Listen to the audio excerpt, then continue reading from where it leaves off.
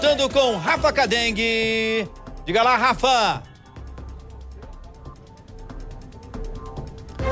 Pois é, Henrique, a gente continua aqui no Hospital da Asa Sul, onde o Calil, né, o síndico do edifício em Águas Claras, que foi agredido na última quinta-feira, acaba de deixar ali, ó, o elevador, ele que recebeu alta médica nessa terça-feira. Nosso querido Ricardo Rocha, cinegrafista, está fazendo as imagens do Calil, outros colegas da imprensa também estão aqui com a gente está mostrando ao vivo, então, o Calil deixando a unidade. Lembrando, né, Henrique Chaves, meus amigos do Balanço Geral, que ele ficou aí 6 dias internado, precisou passar por uma cirurgia na boca, né, por conta da agressão sofrida pelo morador Henrique Paulo Sampaio Campos na última quinta-feira.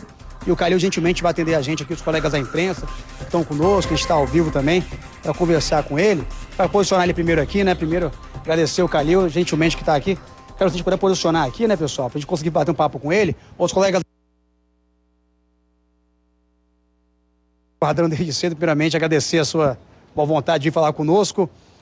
Nesse momento, né, recebendo alta médica após passar por uma cirurgia, 6 dias internado, você acompanhou toda a repercussão do caso, você está com sentimento de alívio de deixar o hospital, mas querendo justiça pelo que aconteceu com você? Rafael, na verdade, desse momento, assim, a única coisa que tem dentro de mim é o agradecimento. Sabe, o querer agradecer primeiramente a Deus por ter me dado uma segunda chance, o agradecer aos amigos aqui do hospital. Eu fui muito bem recebido aqui pelo Santa Lúcia. Ao pessoal do corpo diretor, a vocês da imprensa, que eu não tenho o que falar, são 20 anos trabalhando na imprensa. A essa emissora aqui que me abraçou de coração, é a minha casa, que é a TV Brasil, os colegas da EBC. E assim, nesse primeiro momento, a única coisa que passa na minha cabeça realmente é digerir a minha questão da saúde, né? Eu tive uma hemorragia cerebral e que ainda preciso dos cuidados dele, então nesse primeiro momento eu vou estar cuidando disso. Me fizeram várias perguntas ao longo do dia em relação à questão se eu sabia sobre a questão de como que ficaria o processo, enfim. Nesse primeiro momento eu não sei nada. A única coisa que eu sei é que eu quero viver e que Deus me... Professor de artes marciais, que é o morador que te agrediu, algum momento já ele pediu desculpas para você, para sua família, algo? Ainda não. A gente não teve nenhum contato depois da saída ali do condomínio, né? Porque na hora do ato, enfim, eu chamei ele para conversar, para falar sobre o problema que estava no condomínio ali na hora e que a gente iria resolver o problema, né? Como todas as vezes que sempre foi me colocado algum problema no condomínio, eu sempre busquei a solução ali. Então eu estava dando uma resposta para ele de que a gente iria resolver. E aí a única coisa que eu lembro foi que na hora ele começa a falar um pouco mais exaltado com um funcionário do condomínio. E aí nessa hora eu interrogo ele, perguntando a ele se que ninguém estava ali gritando ou ninguém estava ali agredindo ele, e foi quando eu levei a porrada, né? E eu só me lembro logo depois, já saindo do condomínio, quando eu recebo a ligação de alguém da parte dele pedindo para que eu não registrasse a ocorrência. Então eu não lembro de mais nada, assim, nenhum outro com ele. Só mais uma. Na sua opinião, foi agressão ou foi tentativa de homicídio que aconteceu com você naquela quinta-feira? Rafael, eu vou te responder em duas situações. Para uma pessoa comum seria uma agressão, aquilo ali. Só que após você ver a imagem, e assim, é muito doído para mim ver aquelas imagens e ver que mesmo depois que eu estava no chão, a pessoa ainda vem em cima de mim e ela volta e ela ainda desdenha algo ali. Então, isso para mim se torna uma tentativa. Calil, essa foi a primeira vez que vocês conversaram sobre o saco de boxe ou vocês já tinham conversado sobre esse assunto? Não, a gente já tinha trocado, porque na verdade sobre o saco de boxe, o problema do saco de boxe, foi o próprio Henrique que me trouxe o problema, entendeu? Ele que colocou que da maneira que estava ruim, porque assim, na verdade, o saco de boxe pertence ao condomínio. E aí, na gestão passada, a minha, eles haviam trocado de lugar. E o Henrique estava insatisfeito justamente por conta do pó que já caía do gesso, né? E ele me cobrava uma solução para isso. E tanto que naquele momento eu estava falando justamente para ele sobre essa questão, que uma das soluções era a retirada daquele saco, ou a colocação dele numa barra de ferro, uma coisa assim, mas que da maneira que ele estava ali, realmente não ia ter condições de ficar.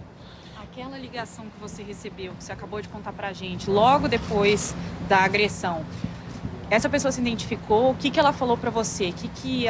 Como que ela justificou esse pedido?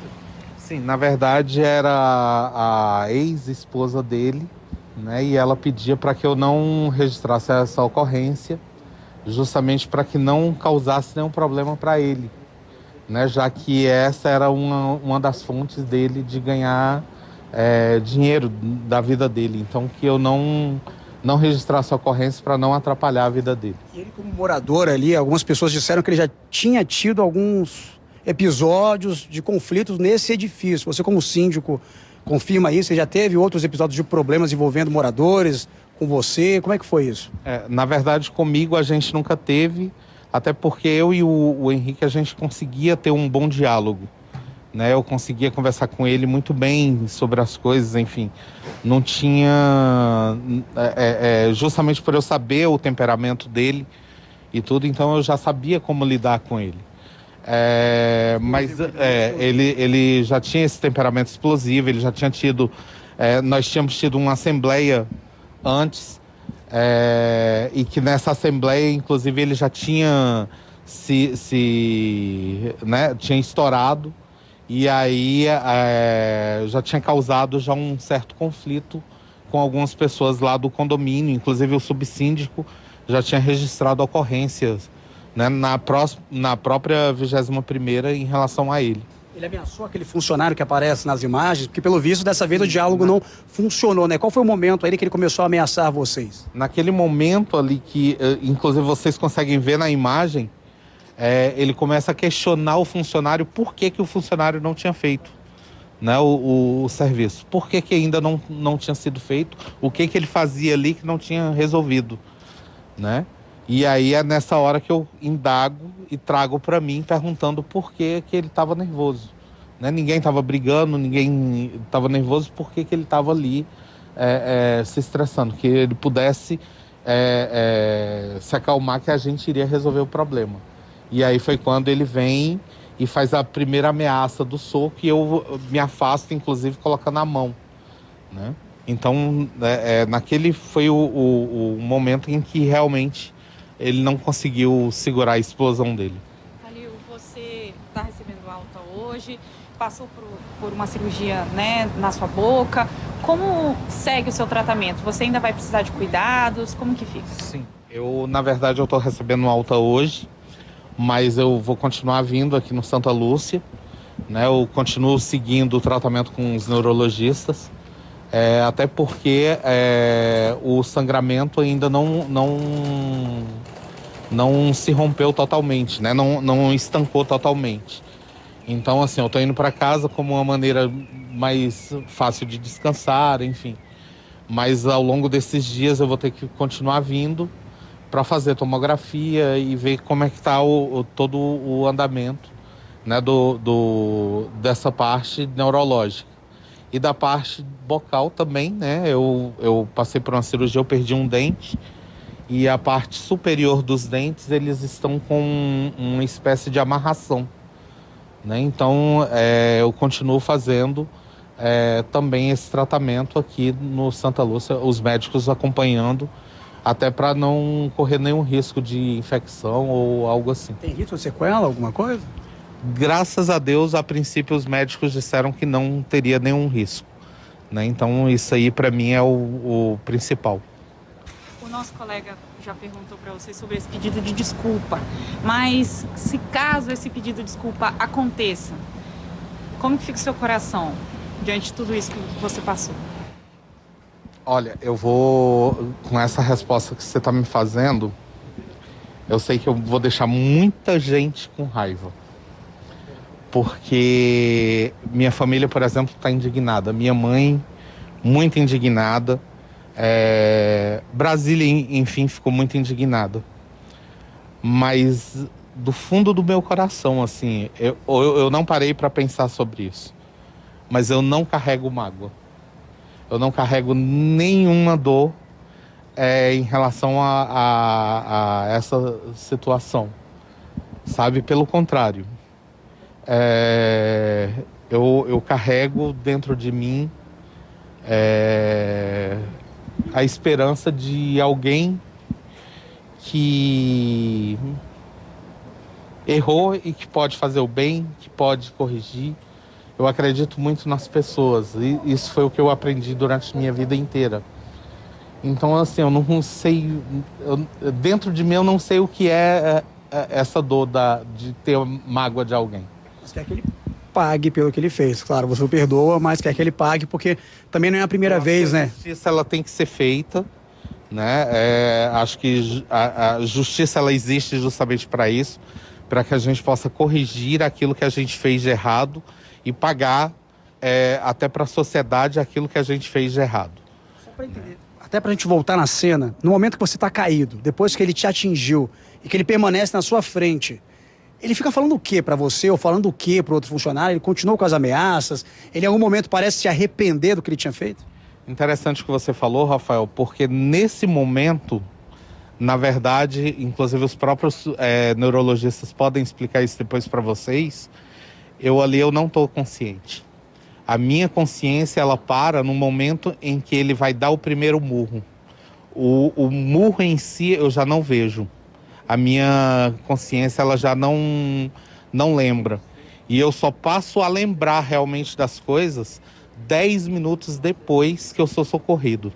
Então, durante esse período ali, aquele momento em que ele está conversando, aquele momento em que o meu corpo se vira e tenta levantar, aquilo ali não é uma reação natural de alguém consciente, mas é o próprio corpo, o próprio organismo pedindo um socorro, né? Então eu não lembro, ali eu não estava em mim. Então eu não sei o que ele falou, eu não sei as palavras, não sei nada do que aconteceu ali naquele momento. Em relação ao condomínio agora, vocês vão pedir para que ele saia do condomínio? Já tem alguma medida? Já pediu? Já autorizou alguém, seu subsíndico, alguma coisa? Eu não sei nada do que está sendo feito nesse momento, porque na verdade agora a minha prioridade é realmente cuidar da minha saúde. Essa vai ser a minha prioridade no momento, tá? E, enfim, e só quero agradecer a vocês aí, o apoio de todos vocês. Obrigado mesmo, obrigado ao apoio da população mesmo de Brasília, que ficou indignada com a história. E que esse caso meu como síndico não sirva apenas como mais um caso, mas que sirva como uma lição para que as pessoas que passam todos os dias por esses atos de violência, que eles possam denunciar e que eles possam cobrar, e que as autoridades também possam estar atentas a isso e não esperar apenas que o caso seja resolvido após sair na imprensa, mas quando a pessoa realmente pediu socorro, né? Eu fui até a delegacia, a 21ª DP, e ali naquele primeiro momento o agente apenas registrou uma ocorrência base e me liberou, né? O caso só veio realmente tomar uma repercussão quando saiu na imprensa, quando eu já estava aqui na UTI, enfim, é que a coisa veio tomar uma proporção. Então nós não podemos deixar que casos de violência fiquem impunes, né? E que as próprias autoridades não estejam compactuando com esse tipo de ação. Você deve depor novamente agora, enfatizando a questão da tentativa de homicídio. É isso que vocês querem? Que ele responda até, quem sabe, preso por isso? Se o erro dele tiver tipificado dentro da lei dessa maneira, que seja o que ele vá responder. Né? Não sou eu que tenho que dizer.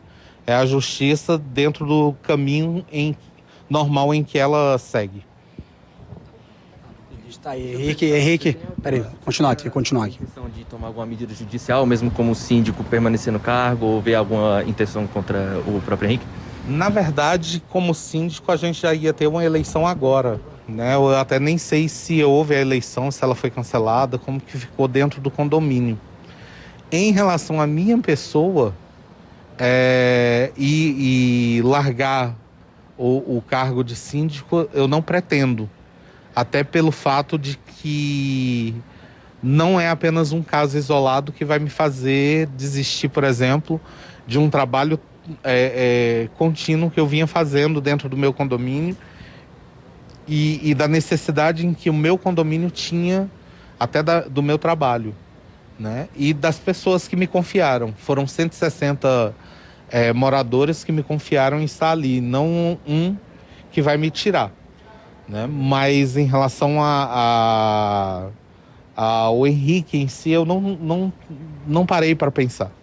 Porque é exatamente isso, assim, em momento algum o Henrique foi meu inimigo, em momento algum ele foi alguém que me fez mal, entendeu? Aconteceu essa situação agora, e essa situação agora não me fez ainda parar para pensar no que vai ser a partir de agora. Então, assim, não tenho por que parar e dizer eu vou tomar tal medida ou... Não, eu acho que, na verdade, eu acredito, inclusive, aí é onde eu até falo que às vezes as pessoas podem até ficar com raiva, mas eu acredito que a gente tem condições, sim, de conviver, entendeu, juntos. Eu não tenho mágoa nenhuma dele, eu não tenho raiva nenhuma dele. Entendeu? O ser humano ele é passível de erros. Então, se a gente erra, por que não? A gente também corrigir e andar junto. É isso. Henrique, a gente está ao vivo ainda com o Calil, mas a qualquer momento a gente volta trazendo outras informações do Calil. Ele que trouxe, inclusive, aí que uma pessoa teria ligado, a ex-mulher dele ligado, do Henrique pedindo para que ele não denunciasse. Você já continua ouvindo o Calil aqui um pouquinho? Acho que no grupo de boxe que ele fala sobre esse teria sido provocado. E aí é onde eu... Calil ao vivo, você acompanhou boa parte ao vivaço aqui no Balanço. Daqui a pouco no Cidade Alerta você vai ter ainda mais detalhes desse caso. Lembrando que o professor Henrique compareceu à delegacia depois de 5 dias e disse que só vai falar em juízo.